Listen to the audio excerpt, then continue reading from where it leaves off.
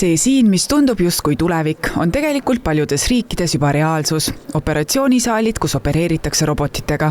Tallinna 2 keskhaigla kirurgidel ongi nüüd võimalus tutvuda Da Vinci robotkirurgia süsteemidega. Tutvustus on mõeldud eeskätt ITK uroloogidele, naistearstidele ning üld- ja onkokirurgidele. Kui mulle nüüd see kutse võimalus anti ka ise asja proovida, siis otse loomulikult ma võtan selle vastu, kuigi kirurgiaga mul otseselt kokkupuudet enne olnud ei ole, aga vaatamegi siis, kas võhik saab ka millegagi hakkama nende robotitega või kui raske keeruline tegelikult seda õppida on. Kindlasti saab, aga hakkame pihta. Et palun istu tooli peale ja nagu ma enne mainisin, siis kirurgi ergonoomika on väga oluline, et paneme kõigepealt paika asendi, et käed võiksid olla 90 kraadi, 90 kraadise nurgal siit, nagu siia peale toetades. Veel? Nii tundub okei. Tundub okei. Nii, et siis ma seletan ära ka, et siin kõrval on olemas sensorid ja need on just selle jaoks, et need on turvakaalutlustel, et kirurgi pea peab alati olema siis konsoolis, et kui ta teeb operatsiooni, ta peab jälgima oma tööala. Kui ta võtab pea välja, siis kõik instrumendid teevad pausi, ühtegi liigutust enam ei tee, sest et ühtegi liigutust mitte visuaalselt nähes me ei saa lubata teha.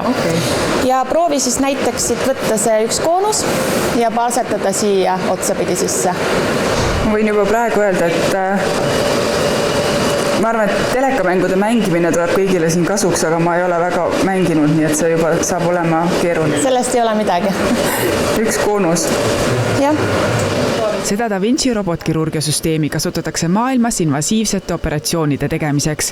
Seejuures näeb kirurg operatsiooni välja väga võimsa suurendusega 3-mõõtmelises vaates. Patsiendi siis selline tervenemine ja taastumine on kiirendatud tänu sellele, et sellel robotil on erinevad funktsioonid, kuidas saab siis kudesid säästa, parem nägevus, et on võimalik siis näha paremini seda tööala, kus kirurg töötab, et ta saab siis teha täpsemaid liigutusi. Samamoodi ka see robot võtab siis, meil kõikidel on kätel olemas väike treemor, et käed natukene ikkagi värised, isegi kui seda näha ei ole, ta võtab vahelt selle värina ära ja need liigutused on hästi täpsed. Üks osa on patsiendi kiirem tervenemine, teine aga arsti enda tervise hoidmine.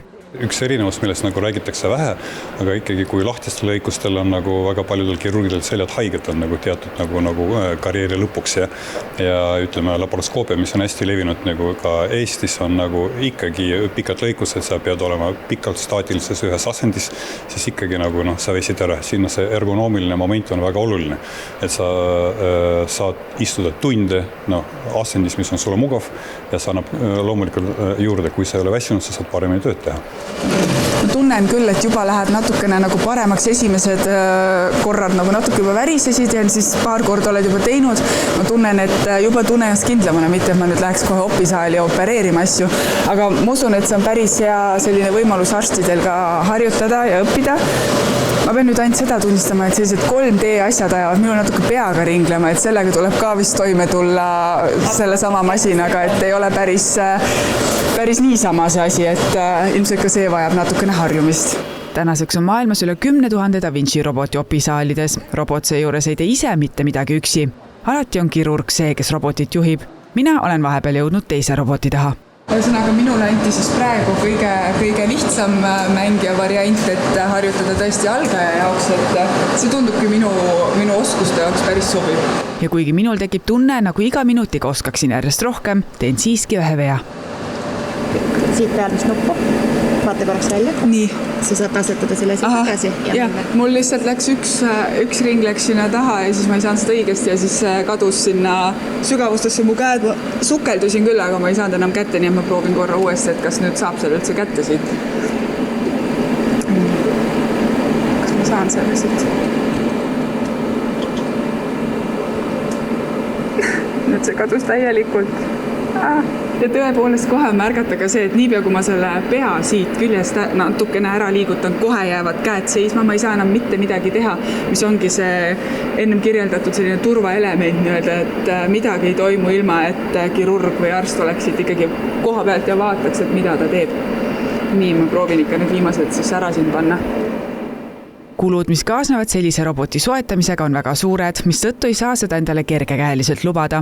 Lisaks on ka robotitega tehtud protseduuride hinnad kõrged. Kas me siis kunagi jõuame selleni, et meil on piisavalt raha, et seda kõike kasutusele võtta? Ma väga loodan. Selleks nagu tehakse tööd, sest ainult lootust on vähe.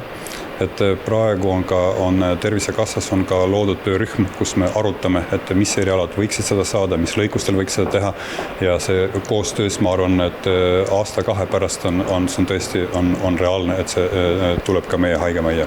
Nende robotitega ei harjutata mitte ainult selliste natukene telekamengulaadsete asjadega, nagu mina seda tegin, vaid tegelikult, kui lasta profid siia robotite taha, siis nemad ikkagi teevad ka päris asja, harjutavad päris asja, nagu näiteks seda õmblemist siin.